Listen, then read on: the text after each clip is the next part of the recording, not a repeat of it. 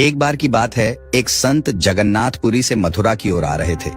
उनके पास बड़े सुंदर ठाकुर जी थे।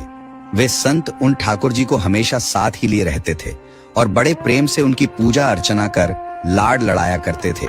ट्रेन से यात्रा करते समय बाबा ने ठाकुर जी को अपने बगल की सीट पर रख दिया और अन्य संतों के साथ हरि चर्चा में मग्न हो गए।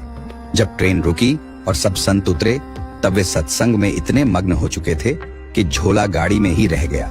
उसमें रखे ठाकुर जी भी वहीं गाड़ी में रह गए। संत सत्संग की मस्ती में ऐसा बहे कि ठाकुर जी को साथ लेकर आना ही भूल गए।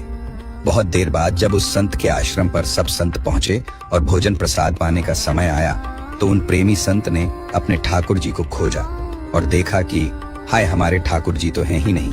संत बहुत व्याकुल हो गए, बहुत रोने लगे, परंतु ठाकुर जी मिले नहीं। उन्होंने ठाकुर जी के वियोग में अन्न जल लेना स्वीकार नहीं किया। संत बहुत व्याकुल होकर विरह में अपने ठाकुर जी को पुकार कर रोने लगे। तब उनके एक पहचान के संत ने कहा, महाराज, मैं आपको बहुत नए ठाकुर जी दे देता हूँ। परंतु उन संत ने कहा कि हमें अपने वही ठाकुर चाहिए जिनको हम अब तक लाड लड़ाते आए हैं। तभी एक दूसरे संत ने पूछा, आपने उन्हें कहाँ रखा था? मुझे तो लगता है गाड़ी में ही छूट गए होंगे। एक संत बोले, अब कई घंटे बीत गए हैं, गाड़ी से किसी ने निकाल लिए होंगे और फिर गाड़ी भी बहुत आगे निकल चुकी होगी। इस पर वह संत बोले, मैं स्टेशन मास्टर से बात करना चाहता हूँ वहां जाकर। सब संत उन महात्मा को लेकर स्टेशन पहुंचे, स्टेशन मास्टर से मिले और ठाकुर जी के गुम होने की शिकायत करने लगे। उन्होंने पूछा कि कौन सी गाड़ी में आप बैठकर आए थे।